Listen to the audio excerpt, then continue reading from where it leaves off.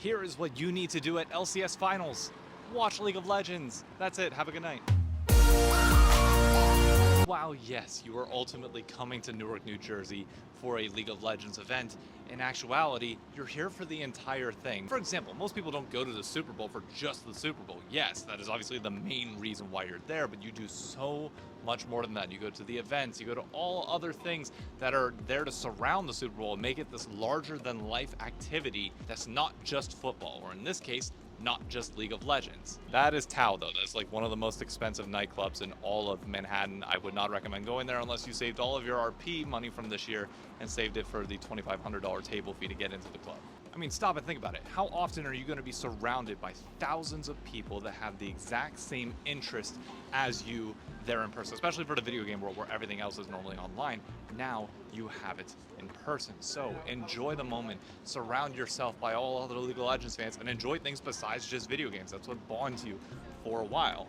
So I've got a whole list of things that I'm going to share with you about what you can do during LCS Finals weekend besides just League of Legends itself. Last year for Worlds Finals in San Francisco, I was lucky enough to be able to go, and it was an incredible experience. But one of the things that honestly I felt was really lacking was that there wasn't much clarity on things that were happening outside of the actual finals itself. Like obviously there's the fan fest that you'll also have at LCS Finals. It's like hours beforehand, and in Worlds Finals case, the night beforehand where they had Hotline League and all these other events. Like all that stuff is fine and great, and you'll know where to find it because Riot Games will blast it out. But when finals is over, when the event's done, then what do you do? And that was where, honestly, I felt lacking. Like, I took care of as much stuff as I could during the day. I went to see the Golden Gate Bridge and did, like, some of the touristy stuff. But after it was done, there was no word on, like, after parties other than a few rumblings that we heard. And even then, the information was kind of spotty. So that by the time we showed up to one of the spots, it was like we'd already missed it. And San Francisco wasn't much of a nightlife city. We found out bars shut down at, like, 11 o'clock. So it was like, okay, well, this sucks. So I want to make sure you all are prepared when you come to finals that you have this type of stuff available. Obviously, I'll give you some of the tourist information as well, but it's the stuff after finals where you truly make the night memorable that to me is important, and maybe it might be important to you. Starting off with the piece of advice that New Jersey folk probably don't want me to tell you, but it just is what it is. You are 45 minutes away from Manhattan.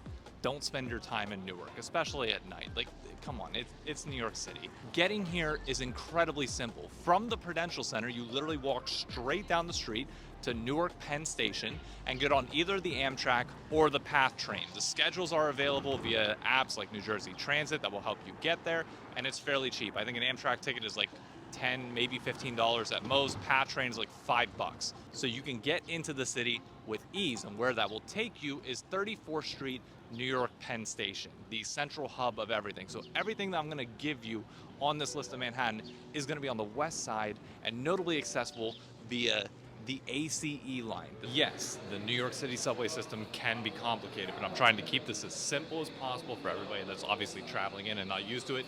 Stick to the blue line. I would never normally recommend color, but literally that's all you need to know, the ACE line. Stick to those and you'll get everywhere you need to go on this list. Right there. ACE.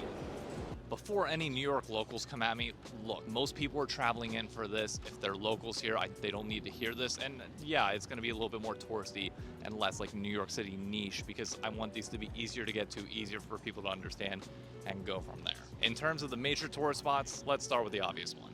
Look, as much shit as people want to give Times Square, it truly is a unique experience unlike anything else.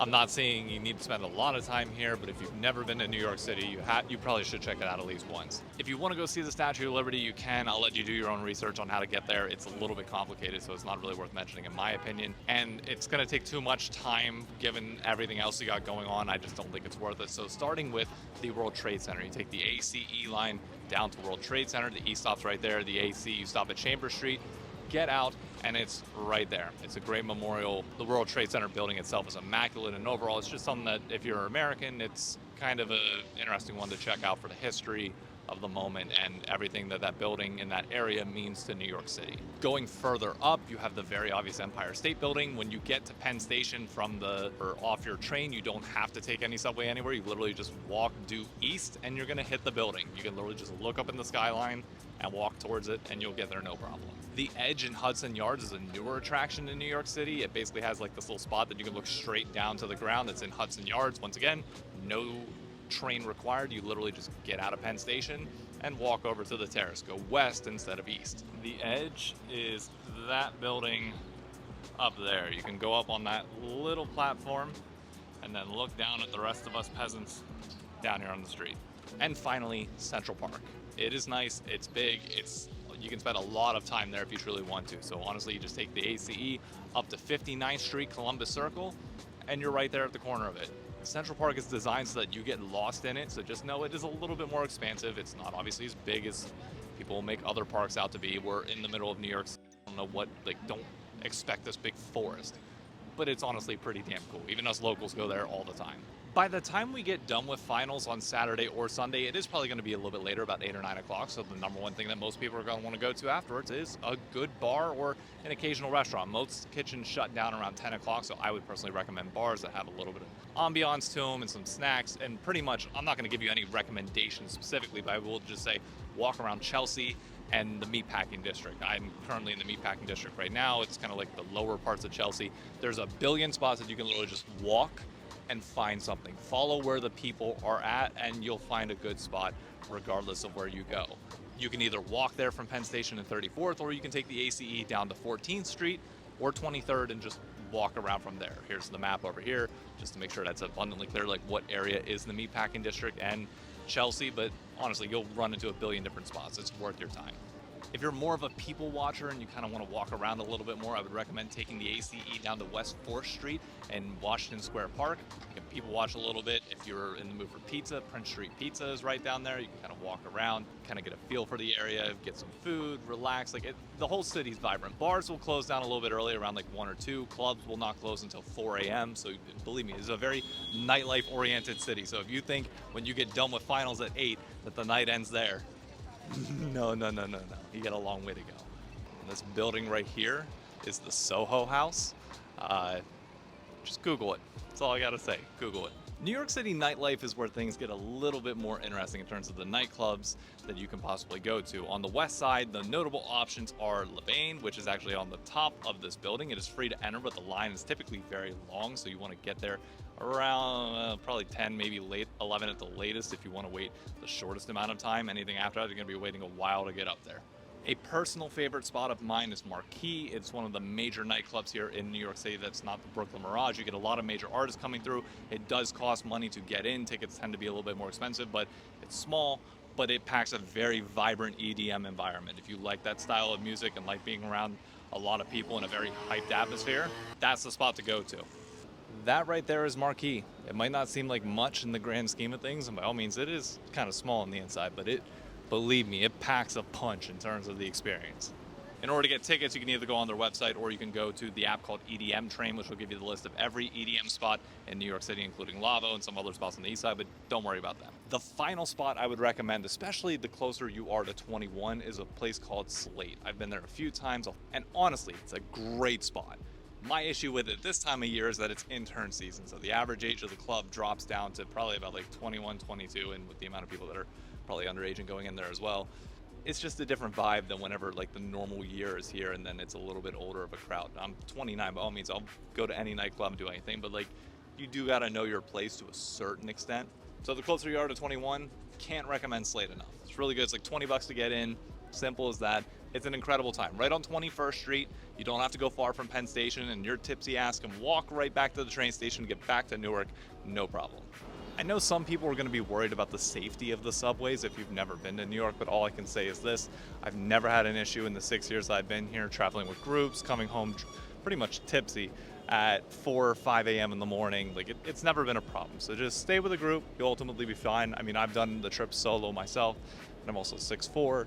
I carry myself, I don't know, I feel like decently well in terms of like not letting anybody try and mess with me in any capacity, knock on wood, but yeah, all things considered, it's safe. I don't know what the media buzz is right now about it because I don't really pay much attention, but you'll be fine. Also, look at this red tree. What?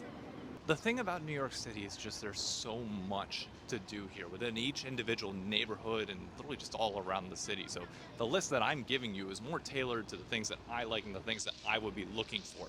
But literally just spend some time Googling what you might want to do, what your interests are, and how that might align with New York City. There is something here for everybody. And if you're trying to tell me that there's not, you're wrong. If you have any questions, also feel free to reach out to me, whether it's in the comments here, on Twitter, literally anywhere else. I will answer whatever I can to try and help fill in the voids. I know this might seem like a short list, but I'm trying not to overload people with information and things to do here, because the reality is you're not gonna have all that much time, but there's enough time to pick a few things and try some things out in the city. If you have not bought your tickets yet for LCS Finals, or you're even on the fence of coming, please come, by all means. I know this isn't Newark, it's New York City, we're next door neighbors, but it's all within the same general space. It's worth it. Even if you don't have friends that are going right now, reach out, whether it's my Discord, other people's, just like anything, just find people to go with. And if you don't think you can find somebody, once again, you're wrong.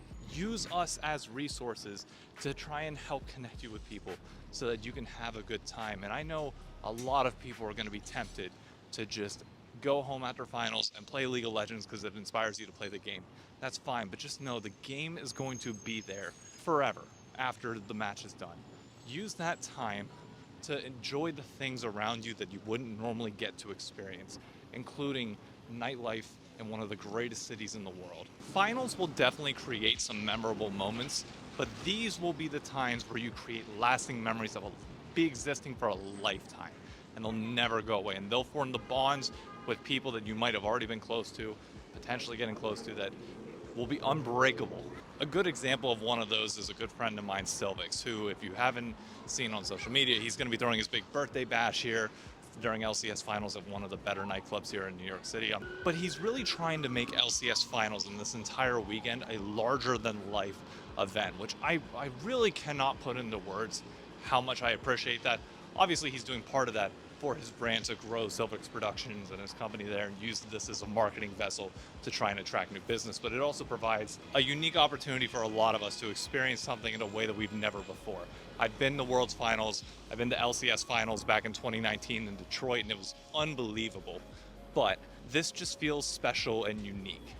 And I hope, maybe not to this scale obviously, but I hope people continue to invest in these experiences, because truly they'll be what bonds you with the product for a lifetime.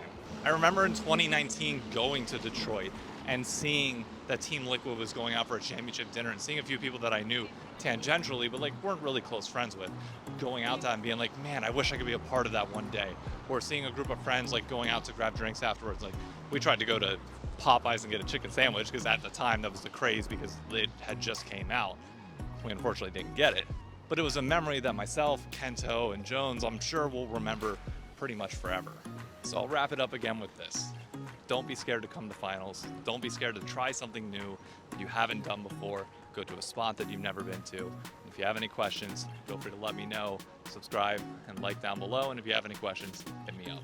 See you on the next video.